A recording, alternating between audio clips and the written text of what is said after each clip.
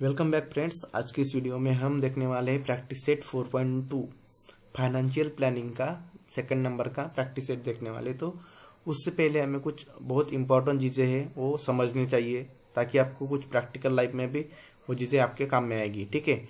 और वो एक फार्मूला है, जो फार्मूला भी देखने वाले हैं हम, ताकि आप जो कुछ भी क्वेश्चन सॉल्व करेंगे तो वो सारे के सारे क्वेश्चन उसी फार्मूला के बेस रहेंगे। ठीक है। तो चलिए देखते हैं कुछ चीज़ें। तो देखिए फ्रेंड्स, कोई भी जो बिजनेस होता है वो अलग अलग स्टेजेस पे होता है। ठीक है। तो कोई भी प्रोडक्ट जहाँ पे बनता है उससे बोलते हैं मैन्युफैक्चरर। फिर वो मैन्युफैक्चरर होलसेलर की तरफ दे देते हैं वो अपना प्रोडक्ट, और फिर रिटेलर के पास आ जाता है, और फिर कस्टमर, मतलब आप और मैं जो कुछ है उसे हम कस्टमर बोलेंगे। ठीक है। तो अभी देखिए, मैन्युफैक्चरर मतलब क्या कि उस जहाँ पे प्रोडक्ट तैयार होता है, तो जो आप पे प्रोडक्ट तैयार होता है तो उसे कुछ गवर्नमेंट के लिए टैक्स देना पड़ता है। ठीक है। तो मैन्युफैक्चरर गवर्नमेंट को जो टैक्स देगा उसे क्या बोलेंगे हम?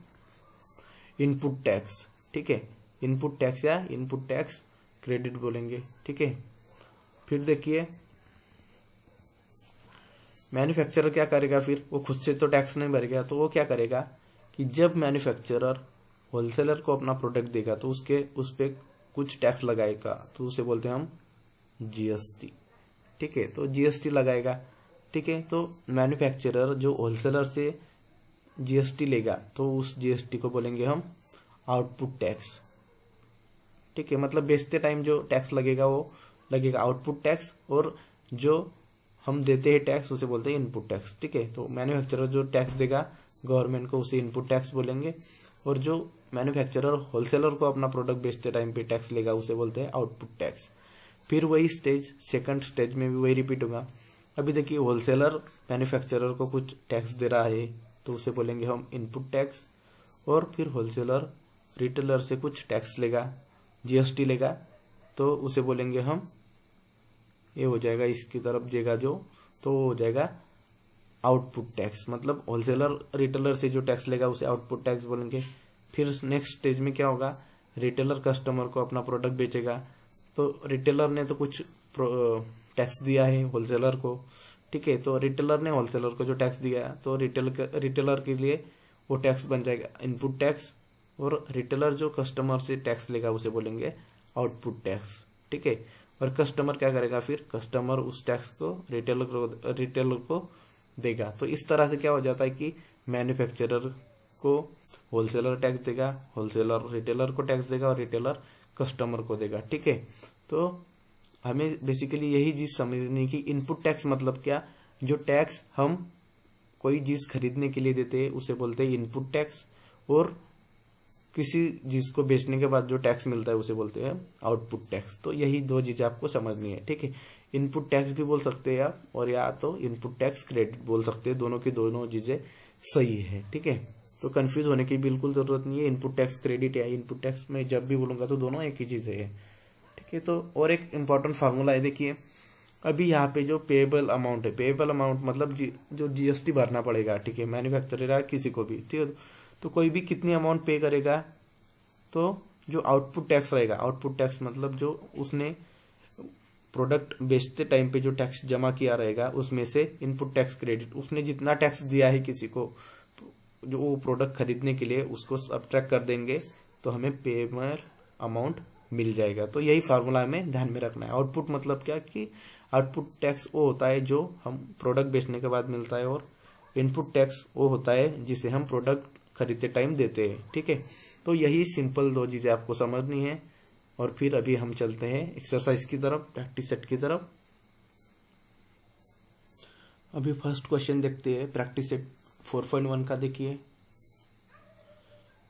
चेतना store paid total GST of ₹1,05,000 at the time of purchase.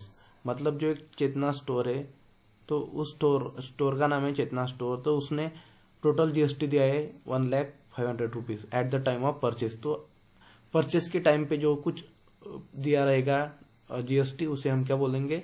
मैंने आपको पहले ही बताया, परचेज के टाइम पे जो बोलेंगे दिया जाता है उसे बोलते हैं इनपुट टैक्स क्रेडिट या इनपुट टैक्स। तो मैं यहाँ पे लिखूंगा गिवन में लिखेंगे इनपुट टैक्स। तो इनपुट टैक्स कितना रुपीज है, तो ₹1,00,00500 रुपीज, ठीक है, 1,05,100 रुपीज हमें दिया है इनपुट टैक्स। अभी देखिए दूसरी चीज हमें क्या दी हुई है, and collected GST ₹1,22,500 at the time of sale. तो सेलिंग के टाइम पे जो कुछ जीएसटी कलेक्ट किया है उसे हम बोलते हैं, सेलिंग के टाइम पे जो टैक्स जमा होता है उसे बोलते हैं आउटपुट टैक्स। तो आउटपुट टैक्स हो जाएगा हमारा, कितना दिया है, 1,22,500 रुपीज, 500 रुपीज, ये इतना हमारा आउटपुट टैक्स है, ठीक है। और क्या पूछा है, at the time of sale during 1 July 2017 to 31 July 2070, ठीक है। तो find GST payable by Chetna store, तो चेतना स्टोर को कितना जीएसटी देना पड़ेगा गवर्नमेंट को, तो वो हमें फाइंड आउट करना है। तो सिंपली हमें क्या फाइंड आउट करना है, जीएसटी पेएबल हमें फाइंड आउट करना है। तो जीएसटी पेएबल का फार्मूला मैंने आपको पहले ही लिख के दिया था। तो हमारा फार्मूला है GST payable is equal to output tax minus input tax, या इनपुट टैक्स क्रेडिट भी बोल सकते हैं हम। तो हमें देखिए वैल्यूज पुट कर देंगे यहाँ पे। आउटपुट टैक्स की वैल्यू है हमारी 1,22,500 माइनस 1,05,000, तो दोनों की सब्ट्रैक्शन करके हमें मिल जाएगा 22,000 रुपीज, ठीक है। तो 22,000 रुपीज हमें ये हो गया GST payable.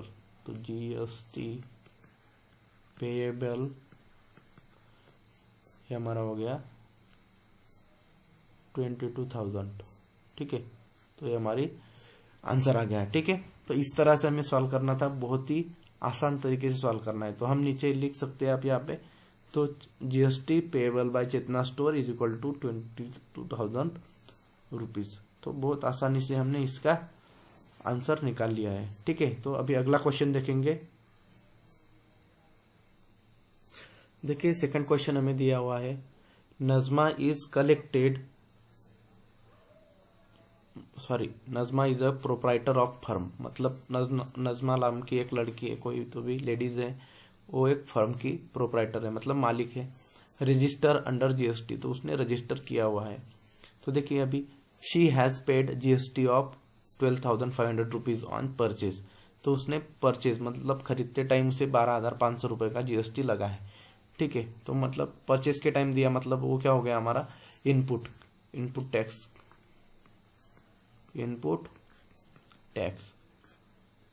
Is equal to, इसे हम गिवन में लिख देंगे, गिवन इनपुट टैक्स दिया हुआ है ₹12,500, और क्या दिया हुआ है हमें, and collected 4,750 rupees on sale. तो उन्होंने सेल करके 14,750 रुपए उसे मिले हैं। तो सेल किया हुआ जो जीएसटी, सेल करने के बाद जो जीएसटी मिलता है उसे हम आउटपुट टैक्स बोलते हैं, ठीक है।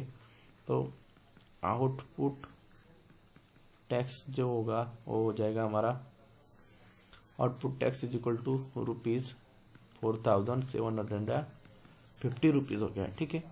तो देखिए फिर आगे क्या पूछा है हमें, what is the amount of ITC मतलब input tax credit to be claim मतलब उसे देना पड़ेगा, ठीक है। तो कितना अमाउंट उसे इनपुट टैक्स क्रेडिट के लिए देना पड़ेगा। तो इनपुट टैक्स क्रेडिट मतलब क्या होता है, जो इनपुट टैक्स होता है उसे को हम इनपुट टैक्स क्रेडिट बोलते हैं, ठीक है। तो मैं यहाँ पे लिख दूंगा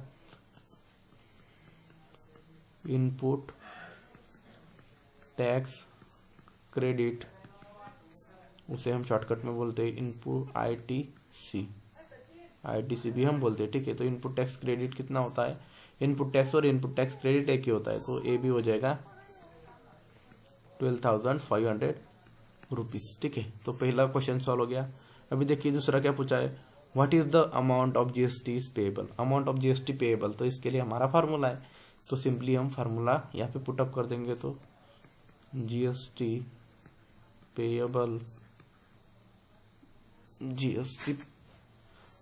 पेएबल इज इक्वल टू हमारा हो जाएगा आउटपुट टैक्स, फार्मूला लिख देंगे यहाँ पे, output tax minus input tax,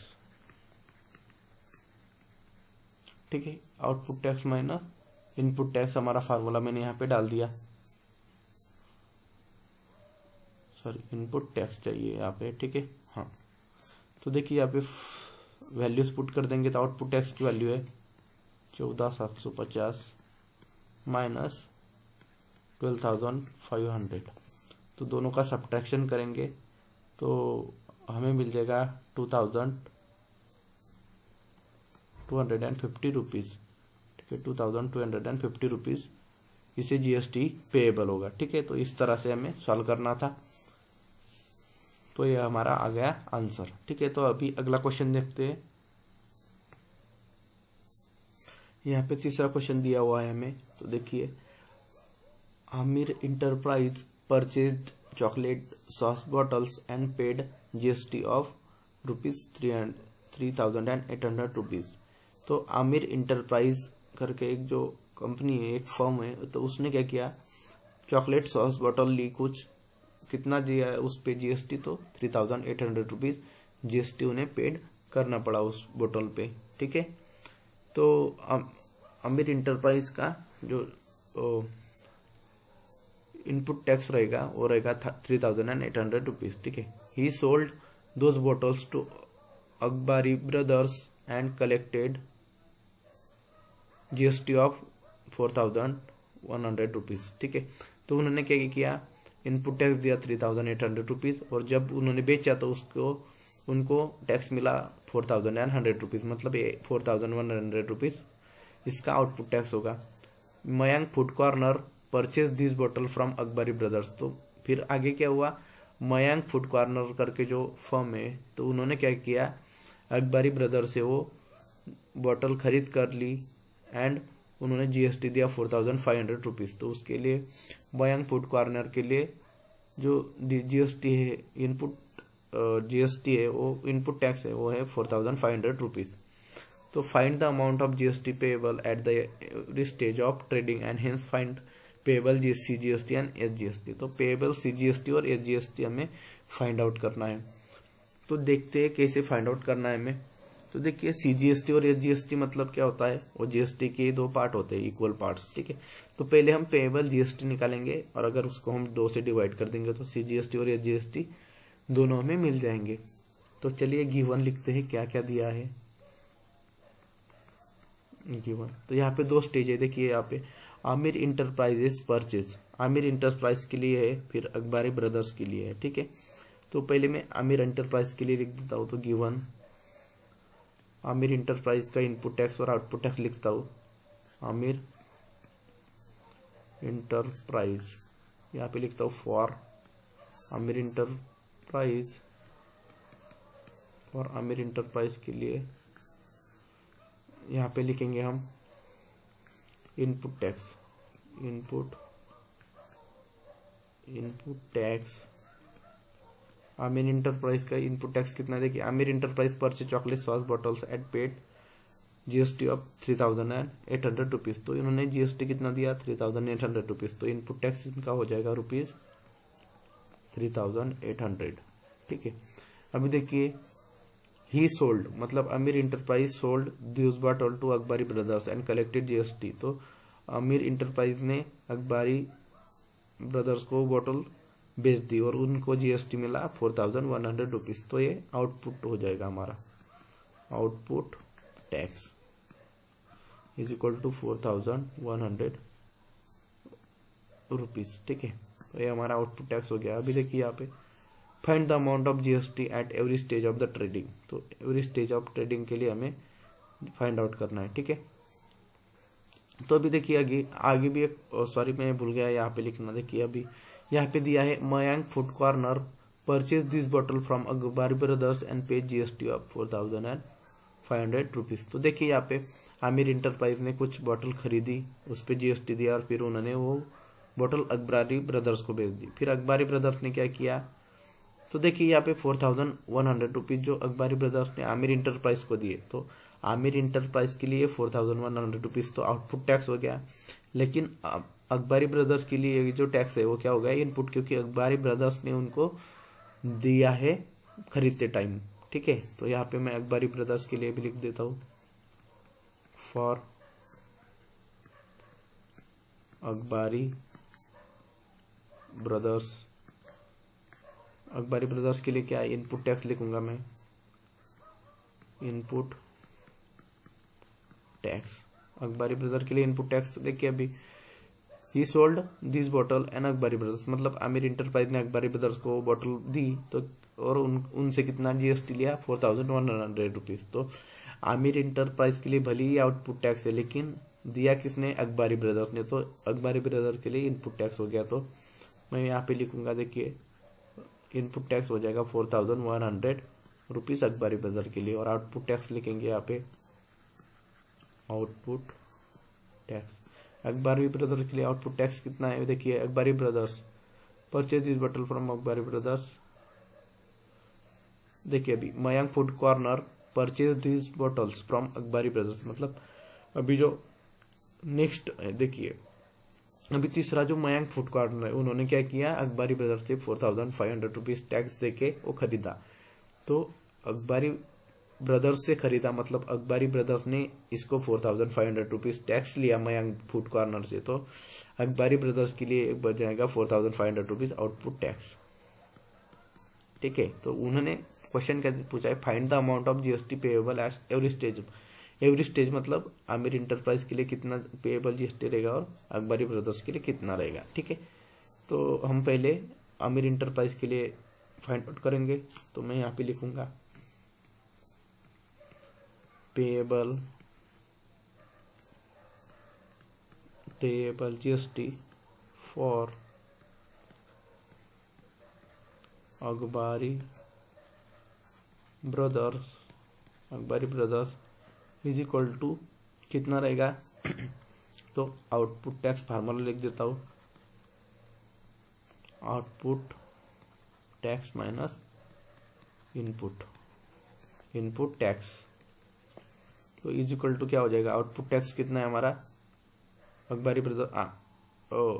Akbari brothers के लिए, सॉरी मैंने पहले सेकंड वाला निकाल रहा हूँ, तो कोई बात नहीं, आप पहले भी निकाल सकते सेकंड भी। तो मैं यहाँ पे लिख दूंगा 4500 रुपीज अकबरी ब्रदर्स के लिए माइनस, और फिर नीचे हम देखिए, एक काम करता हूँ मैं, थोड़ा राइट साइड में लिख देता हूँ। ठीक है। ऊपर में देखिए अभी इज इक्वल टू, तो आउटपुट टैक्स कितना है, यहाँ पे आउटपुट टैक्स की वैल्यू आ जाएगी अकबरी ब्रदर्स की 4500 रुपीज माइनस इनपुट टैक्स है 4100 रुपीज, दोनों का सब्ट्रैक्शन करके आ जाएगा 400 रुपीज। तो अकबरी ब्रदर्स का जो पेएबल अमाउंट है वो 400 रुपीज है। अभी हम आमिर इंटरप्राइज का निकालेंगे, तो यहाँ पे लिखेंगे payable amount for Aamir enterprise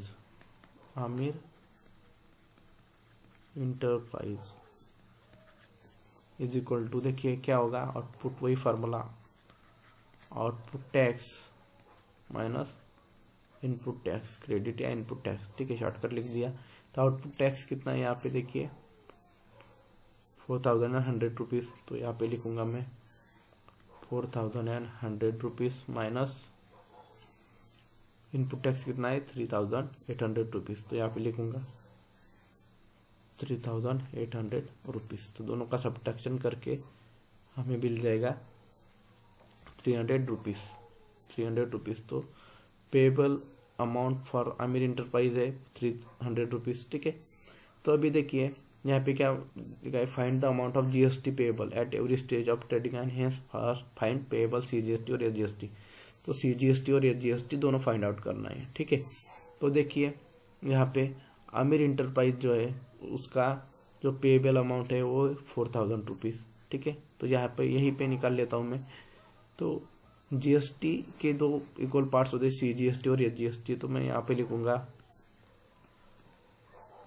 amount of CGST is equal to SGST. CGST और एसजीएसटी के अमाउंट दोनों सेम होते हैं, वो क्या आ जाएगी 4000 के हाफ, मतलब 200 रुपीज। ठीक है। तो सीजीएसटी और एसजीएसटी दोनों 200 रुपीज आ जाएंगे, और यहाँ पे आमिर इंटरप्राइज के लिए CGST एंड SGST, ये कॉल भी लिख सकते हैं आप, दोनों सेम ही होते हैं। SGST amount is equal to क्या करेंगे, 300 के 2 पार्ट कर देंगे, तो 300 divided by 2 is equal to 150 rupees. ठीक है, तो ये हमारा आ गया आंसर। तो हाँ, आमिर इंटरप्राइज के लिए जो CGST और SGST रहेगा वो 150 रुपीज रहेगा, और जो अकबरी ब्रदर्स के लिए वो रहेगा SGST और CGST दोनों 200 रुपीज। तो इस तरह से हमें क्वेश्चन का आंसर निकालना था। तो मिलते हैं फ्रेंड्स जल्दी ही अगले वीडियो में, तब तक नमस्कार।